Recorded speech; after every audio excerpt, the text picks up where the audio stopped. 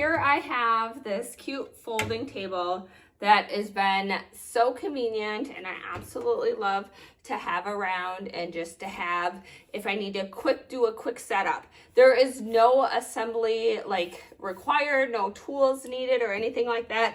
You're gonna get it like this right out of the box, and you're just gonna flip these open, and then they click into place and they lock. This is a steel frame, so it can hold heavy loads, which is super nice and convenient to have. And then you just flip them just like that. There's little springs in here, and then it latches on right there. Another nice thing also about this is right here, you can adjust the height. So if you're in an uneven area and you need to add a little bit more height to one side because your flooring might not be even or something, you could adjust one of these, or you could adjust all 4 of these. And you just kind of spin the top there. And then for height, for adjustments, here's how high you could adjust these. So it's about, I don't know, I'd say a couple inches, maybe like 2, maybe a little bit more than 2. And so you could have it probably up the highest on that last one.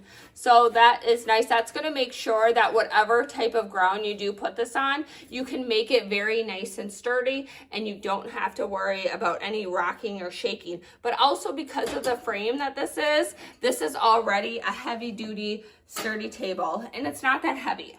I can easily lift it up too and bring it around. It's about 31.5 inches. And that would be across. So let me show you, don't mind my cute socks. Anyways, there's this little spot down here, which would look like that. You could store something down here if you want. If you're gonna have this in like a permanent location, you could put something down here. But just remember, when you go to fold it up, make sure you take that off. And then to fold it up, the easiest way I feel how to do that is just kind of stand on the side, and you're going to use your foot and push this bar right here, and you're going to push it inward and then pull these in, and then it releases like this. Simple as that.